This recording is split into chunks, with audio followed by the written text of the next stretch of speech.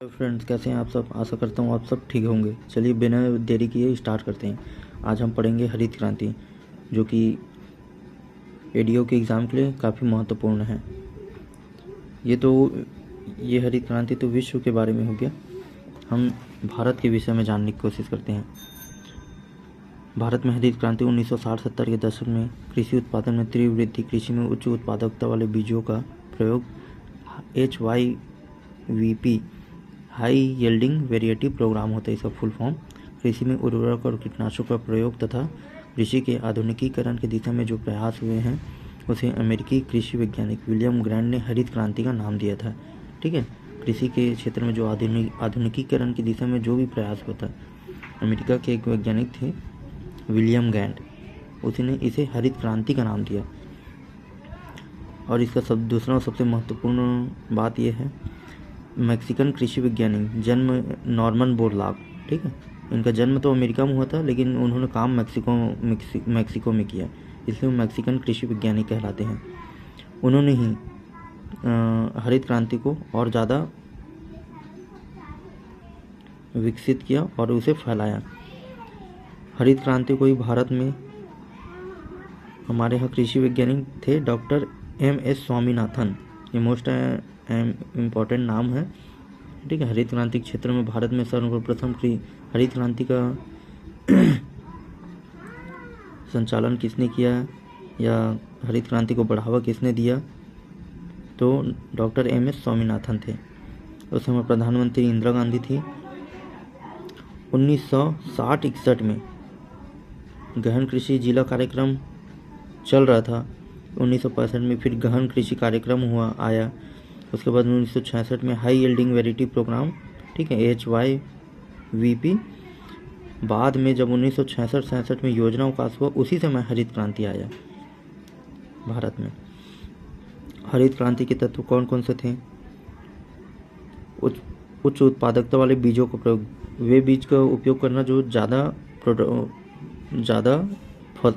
उत्पादन दे, और ऐसे बीजों को मैक्सिको से गेहूं के बीज लाए गए और फिलीपींस से चावल के बीज लाए गए, दोनों ही रोजो प्रजाति के थे।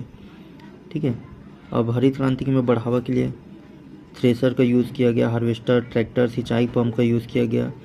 रासायनिक उर्वरक का प्रयोग बहुत ज़्यादा किया गया उस समय, अधिकतर पंजाब और हरियाणा क्षेत्र में किया गया। कीटनाशक दवाई और खरपतवार नाशक का प्रयोग किया गया। सिंचाई सुविधाओं का विस्तार किया गया, कृषि विपणन सुविधाओं का विस्तार, साख सुविधाओं का विस्तार, भूमि सुधार कार्यक्रम का क्रियान्वयन, फसल सुरक्षा योजनाओं का क्रियान्वयन, कृषि शिक्षा, कृषि विस्तार, ग्राम सेवक की भी जो कोटवार होते हैं उनके माध्यम से भी, और कृषि शोध अनुसंधान का प्रयोग बढ़ाया। फसल बीमा योजना लाया कि 1972 में।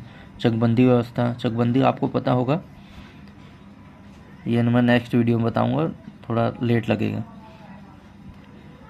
हरित क्रांति की समक्ष बाधाएं। अब हरित क्रांति से फसल अधिक उत्पादन तो हुआ, लेकिन उसके सामने बाधाएं भी थीं।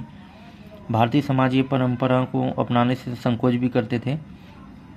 उत्तर के राज्य तो अधिक अपनाए भी, लेकिन दक्षिण के राज्य इस चीज़ को नहीं अपनाए। वो लोग रासायनिक उर्वरकों का प्रयोग यूज़ नहीं करना चाहते थे, और राजनीतिक बाधाएं भी हुई, तकनीकी बाधाएं भी हुई। जरूरी नहीं कि सभी के पास मशीन हो, ट्रैक्टर से वो लोग सिंचाई खेत को जोते। ठीक है, हार्वेस्टर का यूज़ करवाएं, थ्रेसर का यूज़ करवाएं, हाथ से ही निंदाई कटाई करते थे। ठीक है, हरित क्रांति का लाभ भी हुआ। खाद्यान्न उत्पादन में वृद्धि, देश को खाद्यान्न सुरक्षा तथा आयात निर्भरता में कमी। दूसरे देश से हम जो मंगवाते थे फसल, वो ना मंगवाकर हमारे देश में ही पर्याप्त मात्रा में अनाज का उत्पादन होने लगा था। उर्वरकों के प्रयोग से उत्पादन में वृद्धि हुई। देखिए, जितना अभी भी वर्तमान में भी हम जितना भी कीटनाशक का प्रयोग अधिक करेंगे, फसल उत्पादन भी उतना अधिक होगा, लेकिन वो हमारे स्वास्थ्य के लिए हानिकारक होता है।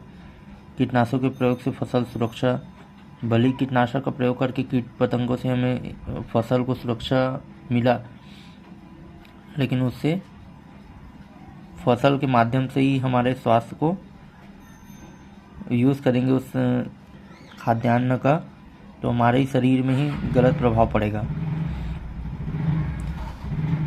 किसानों की ऋणग्रस्तता में कमी आई, किसान कम ऋण लेने लगे, कृषि प्रक्रिया का आधुनिकीकरण हुआ, फसल संयोजन में बदलाव आया, किसानों द्वारा रियल क्रॉपिंग, एक फसल के साथ दूसरा फसल लेना का प्रयोग से किसानों की सभी आवश्यकताएं पूर्व देखी हुए एक फसल के साथ साथ दूसरा फसल भी लेते थे। धान लिए, धान के मेड़ में कुछ और दूसरा फसल डाल दिए, धान का बीज, गेहूं का भी फसल लिए, थोड़ा बड़ा हुआ तो काटने के समय से पहले ही उसमें जूट का फसल बो दिए, तो कपास के बीज छिड़क दिए, तो गेहूं काटने के समय आते तक कपास का भी पौधा बड़ा हो जा रहेगा। इससे एक साथ दो फसल का भी बेनिफिट मिल जाएगा। हरित क्रांति से उत्पादन समस्याएं, देखिए प्रादेशिक, आपको बताया ना, हरित क्रांति से फायदा भी हुआ और नुकसान भी हुआ। प्रादेशिक असंतुलन, फसलों में असमानता, आय असमानता, कभी भी फसलों में असमानता मतलब कभी भी कोई भी फसल आ जा रहा है बिना मौसम के भी, हर हमेशा खरीफ फसल, रबी फसल तो होता ही है, बीच में भी मतलब जो मौसम में जो फसल करना चाहिए वो फसल सभी मौसम में किए जा सकते थे।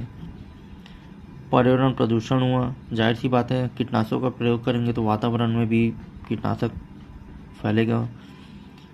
खाद्यान्न का दूषित होना, भूमि की उर्वरता में कमी, मिट्टी की उर्वरता में कमी, ये तो स्वाभाविक है, इतना कीटनाशक रासायनिक का प्रयोग करोगे तो भूमि की उर्वरता तो कमी आएगी ही, जिससे वो ज़्यादा उत्पादन दे भी नहीं पाएगा, वो बिना उसके ऊपर डिपेंड हो चुका रहेगा रासायनिक खाद के ऊपर। मृदा अपरदन होना ही है, भूमि खारेपन की समस्या हो जाएगी। तो चलिए वीडियो बहुत लंबा हो जाएगा, नेक्स्ट वीडियो में मैं आपको दूसरी हरित क्रांति के बारे में बताऊंगा। Thank you.